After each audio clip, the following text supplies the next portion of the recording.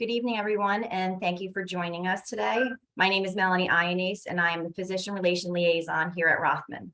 Tonight's webinar is with Dr. Joshua Armstrong, Physical Medicine and Rehabilitation Physician.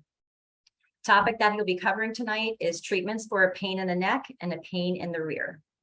This is going to be covering non-operative treatment options for neck and lower back, also emphasis on radiofrequency ablation. Dr. Armstrong's offices are located in Egg Harbor Township and Manahawkin. Just a few quick notes. At the bottom of your screen, you will see a Q&A icon where you can enter any questions you have throughout the presentation. Dr. Armstrong will have enough time at the end to answer as many questions as we can get to. Also in the chat box, I will share Rothman's phone number if you'd like to make an appointment, as well as my information for any assistance you need in the future. This webinar is being recorded and you will be able to get it in about 7 days after the presentation. So without further delay, I will pass this off to Dr. Armstrong. Welcome, Dr. Armstrong, and thank you for giving us your time this evening. All right. Thank you, Melanie. I am Joshua Armstrong. I'll be talking about treatment options for a pain in the neck and a pain in the rear. A little bit about me. I was born and raised in Iowa. I stayed in the Midwest for medical school, and then I went to the East Coast at Thomas Jefferson University Hospital for residency. I then went down to Florida for a fellowship in chronic pain and interventional spine. I then returned back to New Jersey to work for the Rothman Institutes. My locations that I practice at, the main one is Egg Harbor Township, and then Manahawkin, New Jersey as well. I do procedures at 2 locations in Egg Harbor Township, the ACOS building or the Center for Orthopaedic Surgery, and then the 700 building at Atlanticare.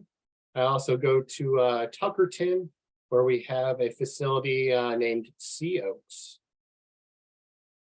I am an interventional physiatrist. I'm board specialized in physical medicine and rehabilitation. I am fellowship trained in chronic pain and interventional spine. Physiatry, a lot of people still don't quite know what we do. Someone may say that we investigate and treat conditions of nerves, muscles, tendons, ligaments, bones, and cartilage.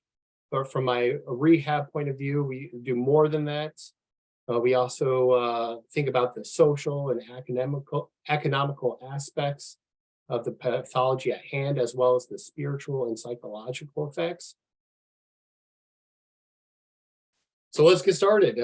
Pain in the neck, pain in the rear. I'll go over some common pathologies of neck and back pain. Then I'll try to kind of home in on some specifics. And then I'll go through some treatment options. I'll start with general treatments, and then I'll kind of focus in on a few others.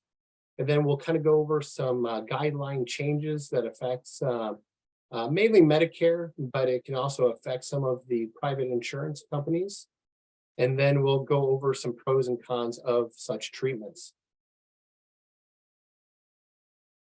So some common pathologies that we see in clinic, especially for neck pain, is like musculoskeletal pain. It could be caused by strain, muscle spasms, but there's also deeper pathology like disc herniations or arthritis of the spine joints themselves.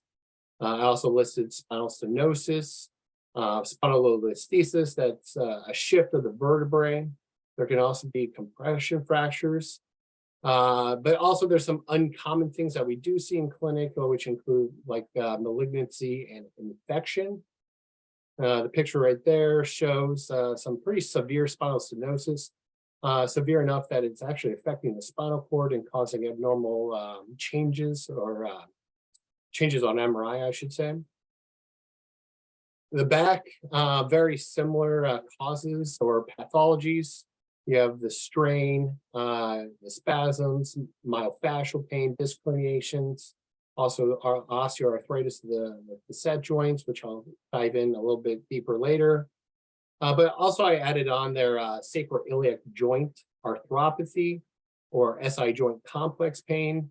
That can be it's actually very common. It's one of the top 3 of low back buttocks pain, but also the uncommon causes, malignancy and infection are also listed.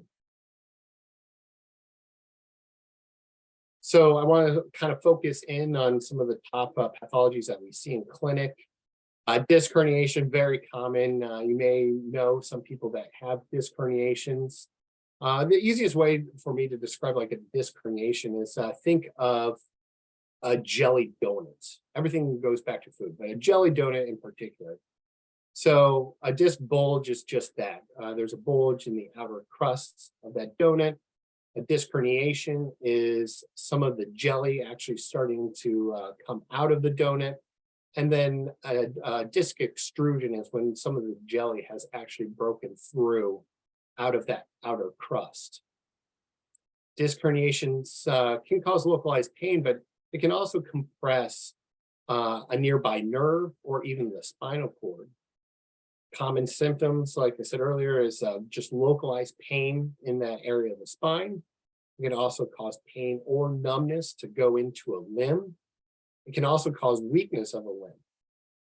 Symptoms are typically worse with flexion or side bending, depending on where the herniation is.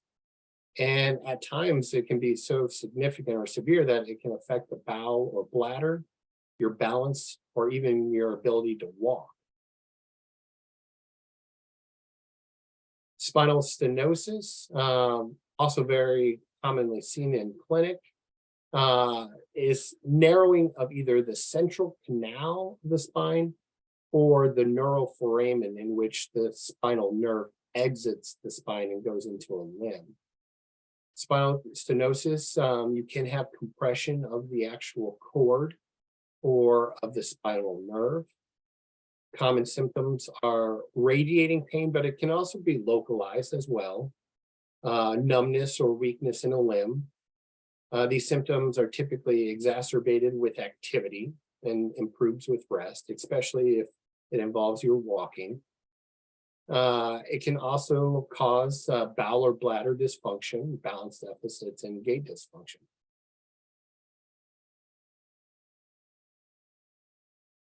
Now, Zygopaphyseal is a facet or a joint of the spine.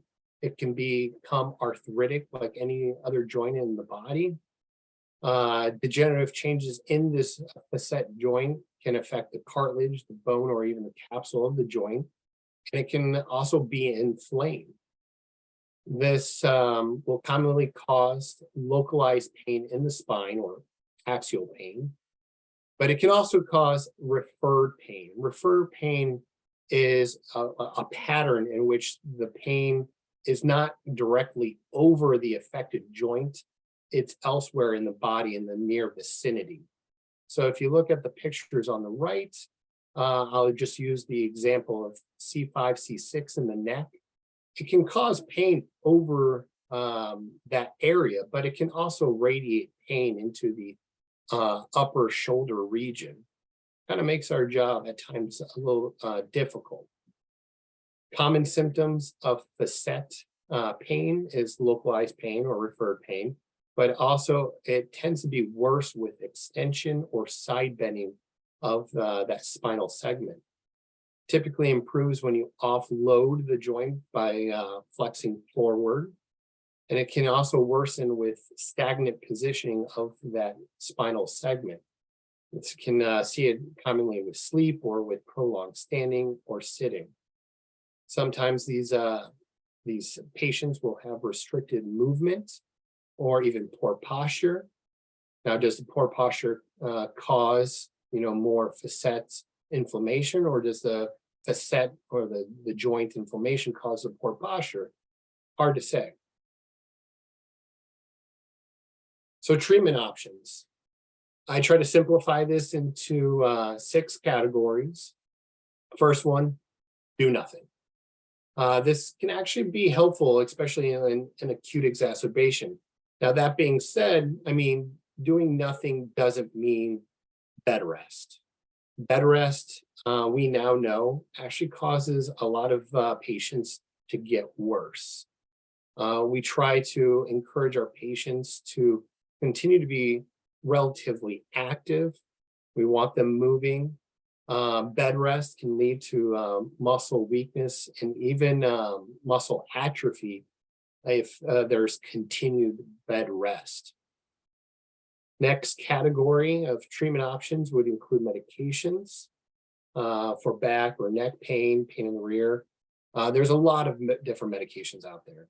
Anti-inflammatories, muscle relaxants, nerve or neuropathic pain medications, and opiates. Opiates has kind of like the spotlight on them now. There's pretty much dramatic shifts going on right now. Guidelines are changing. It is a big problem, but they still can be utilized as a tool in our toolbox for the right patients. So careful selection of any of these medications are extremely important. Even anti-inflammatories have their risks. It's just not a medication that you just take without knowing and that you continuously take. It can lead to problems. The other treatment category is therapies, physical, occupational, aquatherapy. They all have their benefits. The other category would be alternative medicine. Alternative medicine is like things like chiropractics, acupuncture, massage, yoga, tai chi, osteopathic manipulation treatments, spinal manipulation, cupping. And then there's interventional procedures, something that I specialize in. To name a few, there are epidural steroid injections, Facet injections, spinal cord stimulators, and radiofrequency ablation, which I'll touch more on in a little bit. And then last but not least, surgery. So some statistics. Back pain is still a huge problem even with modern medicine. It costs approximately $200 billion annually every year in the United States. It is the most common reason for a workman's comp claim. It's also the most common reason for lost work hours. It falls second to the most common cause to a visit to a general practitioner. The first or the most common reason is actually the common cold. And neck pain is also right up there as well. Very prevalent. It tends to be more prevalent in women compared to males. And we're seeing a higher incidence in office and computer workers. So I teach at multiple different colleges and universities, and I always like to show this slide, but don't panic. Zygopaphyseal joint arthrosis, or the joints in your spine, undergo the degenerative process just like any other joints. And this study done in 2017 showed that approximately almost 60% of the general population will have degenerative changes in their spine in their 20s. In our 30s, we tend to beat ourselves up, and that number jumps up to 82%. And then virtually all of us have some degeneration in our spine by the age of 60. So more statistics. This one, a lot of people know about, but it's still worth saying. But approximately 80% of adults will experience at least one episode of disabling low back pain in their life.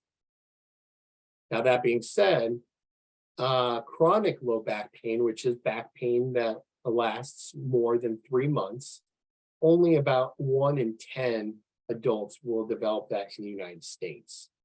So that means 9 out of 10 of us will not. Globally, that number is a little bit higher at 23%. And then with chronic low back pain, only about 5% of those individuals will require surgery. So the odds are in our favor that we will grow, older gracefully. So back to the treatment options. I'm going to focus more on the interventional procedures that I specialize in. So pain in the neck and pain in the rear or the back. For discogenic pain, a lot of people hear about the epidural steroid injections, and I'll kind of describe that in the next slide. But it's really good for disc-related pain or pain that radiates into a limb. It's also can be useful for numbness and sometimes even weakness of a limb. It can be utilized for spinal stenosis or neurogenic claudication, but it's not really that good for Zygopaphyseal or Facet joint pain or joint arthritis.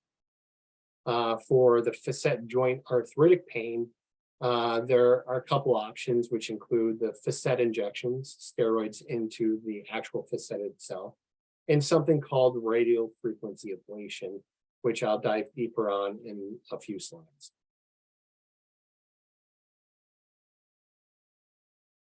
So to get back to an epidural steroid injection, it is an injection into either the neck or the back. It goes into the spine, into the epidural space. The epidural space is this fatty layer around the dura. It's kind of like an insulative like layer. And we basically will go there with typically the use of fluoroscopy, and we'll inject a steroid solution with or without anesthetic.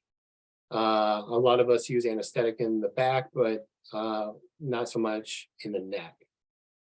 Typically, we'll improve pain. Usually takes a few days for it to kick in. And it can last multiple months, depending on what article you read. Typical improvement maybe 3 to 6 months, or it could be even longer. And then we also look to see if it improves the numbness or the pins and needles sensation in the limb, as well as weakness and functionality. The possible risks of doing such an injection include infection, bleeding, soft tissue damage like muscular or connective tissue damage, weakness or paralysis, and even death. Although death is extremely rare with one of those procedures. With modern techniques, all of these complications are very low. So what's new in the world of pain? This is going to be kind of a paradigm shift, but we're going to focus more on facetogenic pain, those joints in the spine. When they become painful, what do you do? I'd like to take a step back. We got to identify what is the pain generator. Do we think is it disc? Is it the spinal stenosis? Or is it coming from those joints in the spine?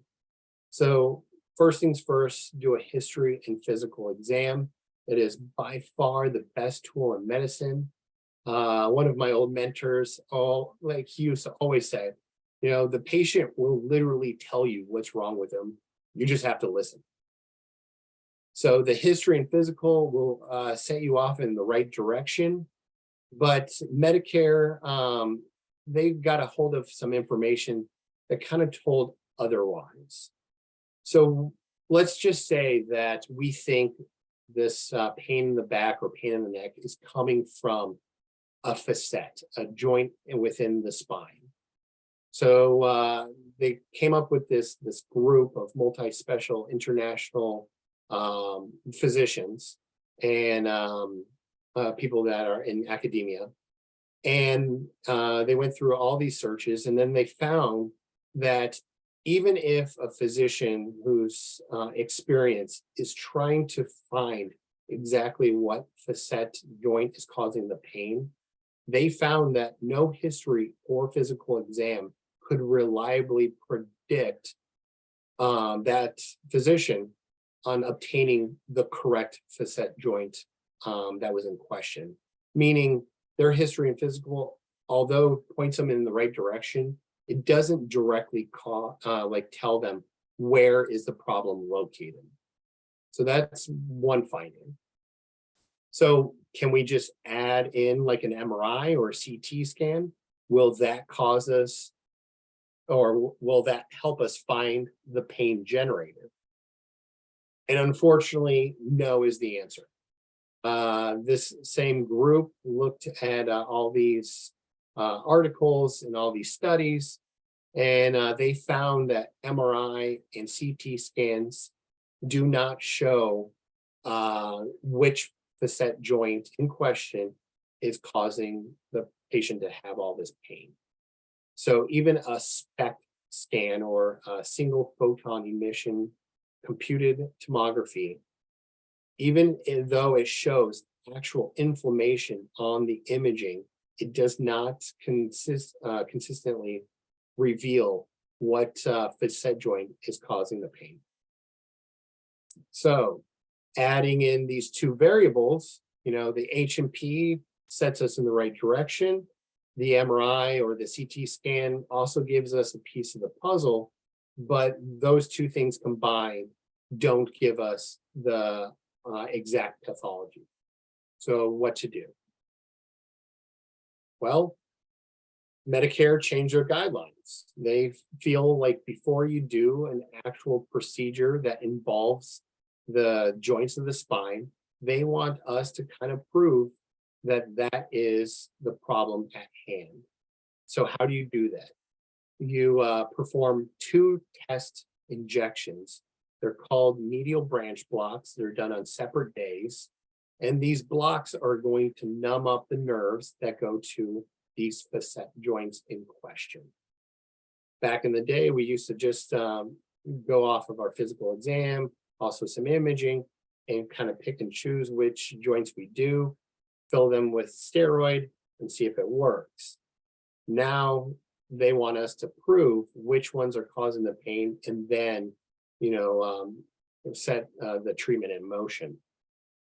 So Medicare isn't saying that we can't do the facet injections. They're just saying that we can't do it right away. Now, this new paradigm shift is just for Medicare. It doesn't include private insurance. The caveat to that is Medicare with a secondary insurance. Those individuals who have those kind of insurance plans still have to follow Medicare rules. So what are these test injections? Medial branch blocks is a way in which we can use fluoroscopy, live x-ray, to guide a needle right to this gutter. It's formed by the transverse process and the superior articular process. And this gutter has the medial branch block of a certain nerve in question. We go there, we give a little bit of anesthetic. Some people use lidocaine, some people use bupivacaine, or a combination of both, and it will temporarily numb up that nerve. Now, if the pain then is relieved for a small duration, usually hours, then we have successfully identified what is the underlying cause of this person's pain. Now, we have to do this on two separate occasions. Typically, the procedure is done 2 weeks apart. But if two of these procedures give the same result, then we can confirm the diagnosis that yes, the person's pain is coming from these facet joints of the spine. On the other hand, Zygopaphyseal facet injections, which I kind of went over earlier, is when we go into these joints and we inject steroid, and usually a combination of steroid and anesthetic. We use live x-ray, although some people are starting to use ultrasound instead to avoid radiation. But the overall relief of these injections typically lasts 3 to 6 months. It's not permanent by any stretch of the imagination. Sedation with these facet injections are optional. Sedation is not often utilized in the back, but it can be. That being said, for the neck, more people utilize sedation just because of the relative risk. And also, like for myself, we don't want a moving target. The neck's a little bit more delicate, a little bit more sensitive. The procedure itself only takes about 20 to 30 minutes, depending if sedation is utilized. And one of the benefits is that you use one needle for one joint. That's going to be a little different with other procedures. So radiofrequency ablation is quite different. That is a way in which we try to destroy or cut or sever the connection, I should say, of the joint to the central nervous system. It's done by placing a needle with a probe onto the targeted site where that gutter is. We know where that nerve is from the medial branch blocks, and is a very similar procedure as the medial branch blocks. But instead of just putting in medicine to anesthetize the nerve, what we do is we add a probe to the needle, which heats up the tip to approximately 80 degrees Celsius for 90 seconds. That will, then there's alternative current, electrical current, and a heat lesion will destroy that nerve, only at that one site. Now, radiofrequency ablation typically utilizes larger gauged needles, thicker needles, and it tends to be more painful. So sedation, although not mandatory, is very frequently utilized. But even sedation, you got to weigh the risks and the benefits, because sedation itself, it's usually light sedation, but some people just, their bodies don't agree with it, and it can lead to other complications, although that is not commonly done, not common. Radiofrequency ablation, the good news is that pain modality has a longer pain relief time frame. It usually provides 9 to 15 months of relief, if not longer. I have plenty of patients that they're good multiple years out. That being said, if it only provides, 6, 9 months of relief, you can actually go back and repeat the procedure, just as long as they had over 50% reduction for that first 6 months. If they didn't, then there's no point of repeating it. They may have to try to tackle a different pain pathology. Now, that being said, a part of this paradigm shift with Medicare, they stated that they're only going to approve 2 radiofrequency ablation sessions in one spinal region per rolling year. So I draw your focus to the picture on the right. That is the low back, the lumbar region. And you can see that the person has a scoliosis. They have multiple levels of degenerative changes. And there's bone spurs that are starting to form. And there even appears to be one segment that's starting to fuse itself. Now, there's 5 vertebrae in the lumbar region, and we're only able to do 2 of those facet joints. We can either do them on one side or both sides, depending if the pain is across the back or if it's just on one side. But the point I'm trying to get across is we have to really pick and choose what is the worst pain at which segment or what facet joints, because we are very limited in the amount of radiofrequency ablation procedures that we can do. So overall, the facet joints that I was talking about earlier, that we just inject steroids, that's a 1 day, 20 minutes in and out procedure. And that's the treatment itself. The radiofrequency ablation here is 3 procedures. You have to do the medial branch blocks on 2 separate occasions, and then you can do the radiofrequency ablation. These procedures are typically spread out over a month and a half, and typically exposes the patient to anesthesia. So again, you have to really outweigh the risks with the benefits. Also, another kind of con to the radiofrequency ablation is the cost is typically much higher than just doing facet joint injections. So those are the two that we kind of weigh back and forth, which one we should do, which procedure we should do. And at times the picture can be very complex.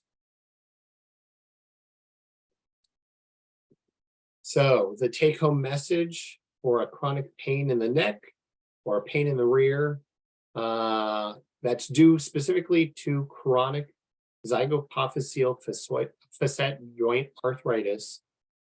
Radiofrequency ablation is now the interventional treatment of choice when conservative treatments, including therapy, medications, and alternative medicine, have failed.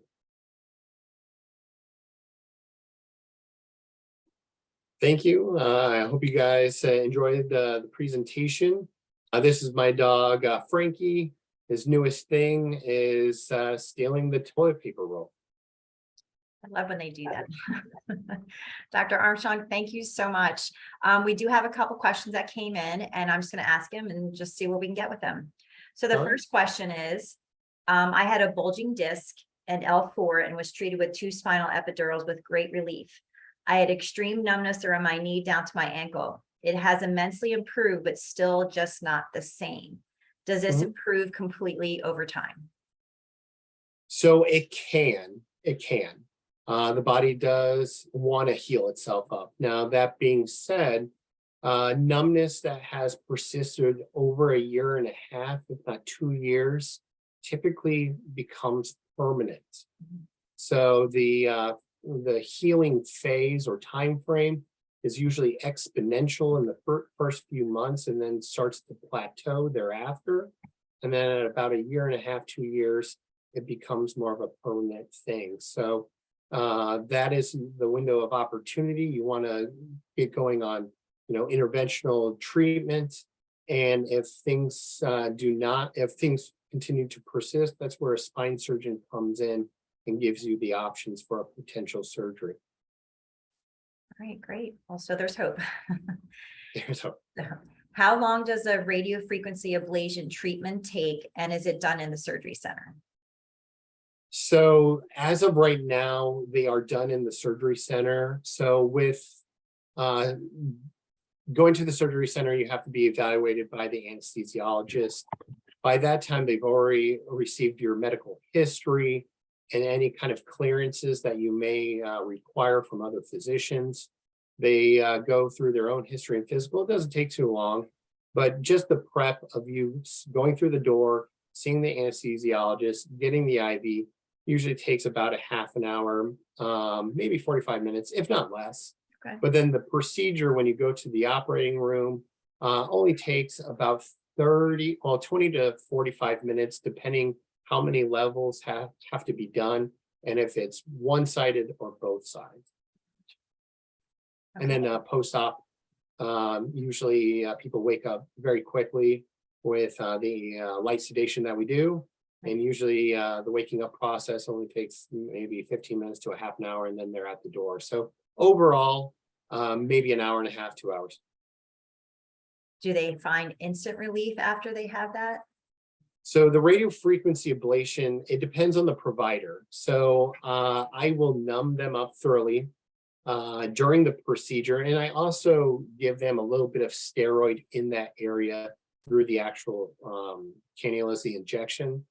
The steroid helps with post-operative pain. Some physicians don't do that. That is up to the physician preference. The radiofrequency ablation itself takes typically about between 2 and 6 weeks to take effect. Okay. So I generally, and this is from my experience and from my own patient's testimony, but generally speaking, after they get that done, they're pretty comfortable for the first few days because they're numbed up. And then after that, the steroid that I put in there usually picks up the pace at around that time frame. And then the steroids help with the pain for about 3 to 5 weeks. And as that's starting to go down, that's when the radiofrequency ablation really kicks in. So generally speaking, most patients have a gradual improvement from day one, but it's not like snapping your fingers. I'm good, I'm ready to run a marathon. It's a gradual process. Well, it's good to know. Thank you. Mhm. Another question is physical therapy recommended for most of these conditions, whether it be lower back or neck, and while being treated by a physical medicine and rehabilitation physician? So yes, I mean, I'm a huge supporter of physical therapy. It depends on the underlying pathology and also the time frame and timeline about when the pain started. Is it associated with numbness, weakness? If there's any kind of bowel or bladder dysfunction, or if the patient's balance is tanking, I mean, that's more of a surgical Mhm. urgency, if not emergency. Yeah. But some of these chronic insidious pain pathologies can be treated with conservative measures adequately. And we don't even have to get to these procedures. So yes, I'm a huge supporter of physical therapy. And for a good percentage of patients, depending on which literature you look at, uh, some literature even states that 70, if not 80% of patients, that's all they need. So take that as a grain of salt. It depends on, what they were looking at for the study. Were they looking at pain, or were they looking at functionality? But regardless, therapy, as long as it's not an urgent surgical issue, physical therapy really does help a good portion of patients. Awesome. Thank you for that. And as being a patient of yours before, it's been very helpful. So I had my own back issues. So thank you everybody for joining us. And Dr. Armstrong, it is such valuable information. I know that we all either ourselves are going through something, or we have friends and family that are dealing with back issues, and just the more knowledge we have about going into something like this just hopefully eases our mind a little bit. And I know you covered a lot of things. So everybody, thank you for joining us. If you have any questions, feel free to reach out to us. You can reach out to Dr. Armstrong with his email right there. Myself, I left it in the chat. It's Melanie Ionese at rothmanortho.com, excuse me. Or you can always call our 1-800-321-9999 to make an appointment. So everyone, thank you for giving us your time tonight. Dr. Armstrong, thank you again. And we will Thank see you. you soon. Thank you.